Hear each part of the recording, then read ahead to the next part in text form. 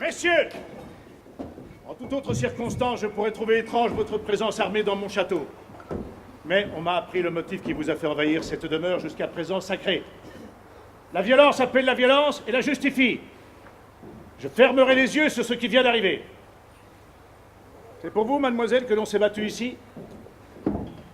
Qui êtes-vous, mademoiselle? Isabelle, votre seigneurie. De qui, mademoiselle, tenez-vous cette bague?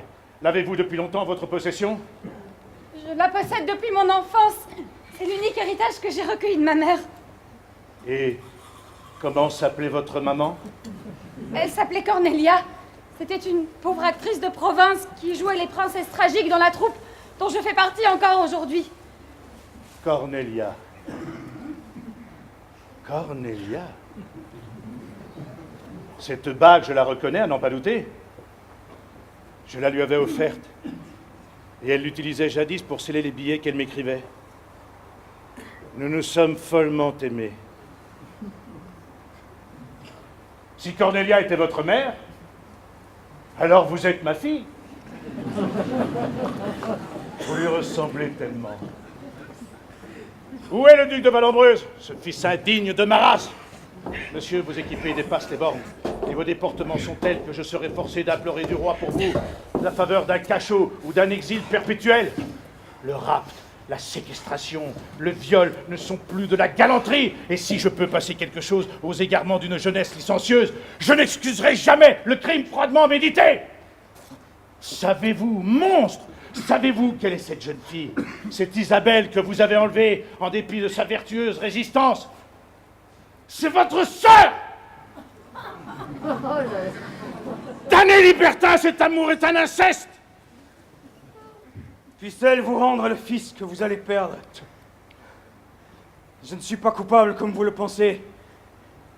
Isabelle est pure. Je l'atteste sur le Dieu devant qui je vais paraître. La mort n'a pas l'habitude de mentir et on peut croire aux paroles d'un gentilhomme expirant. Mais enfin, qu'avez-vous donc? Rien. Rien, mon père. Rien. Un médecin! Un médecin! Peut-être y a-t-il encore quelque espoir. Allons, emmenez-le dans sa chambre. Quittez ce château à l'instant, vous qui avez mis vos épées au service des mauvaises passions de mon fils! Je suis trop gentilhomme pour faire l'office des archers ou du bourreau. Fuyez! Disparaissez! Rentrez dans vos repères! La justice saura bien vous y retrouver! Restez là, mademoiselle. Votre place est désormais à mes côtés. C'est bien le moins que vous me rendiez une fille, puisque vous m'ôtez un fils. Monsieur, vous pouvez vous en aller avec vos compagnons. Isabelle n'a rien à redouter auprès de son père, et ce château sera dès à présent sa demeure. Je vous remercie d'avoir épargné à mon fils une action honteuse, que dis-je? Un crime abominable! Sur mon blason, je préfère une tache de sang à une tache de boue! Vous avez agi en vrai gentilhomme, et mon ami, le marquis de Bruyères, m'affirme que vous l'êtes, en protégeant la faiblesse, l'innocence et la vertu. L'honneur retrouvé de ma fille rachète la mort de son frère. Séparons-nous, monsieur. Des idées de vengeance pourraient me prendre dont je ne serais pas maître. Monseigneur, sachez que je n'ai point cherché votre fils. Il s'est jeté lui-même sur ma route. Ici même, c'est sa fureur aveugle qui l'a précipité sur mon épée. Je laisse entre vos mains Isabelle, qui m'est plus chère que la vie. Et je me retire à jamais, désolé de cette triste victoire, véritable défaite pour moi, puisqu'elle détruit mon bonheur. J'aurais préféré être victime plutôt que meurtrier.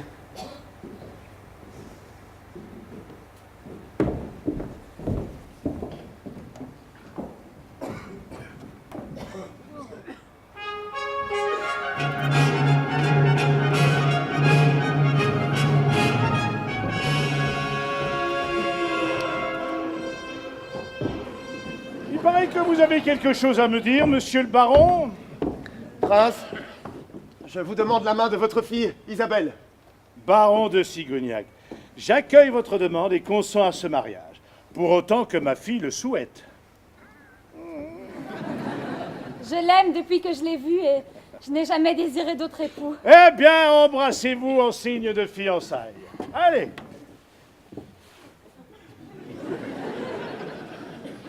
À quand la noce? Il faut bien une huitaine de jours, le temps de préparer le plus beau des mariages.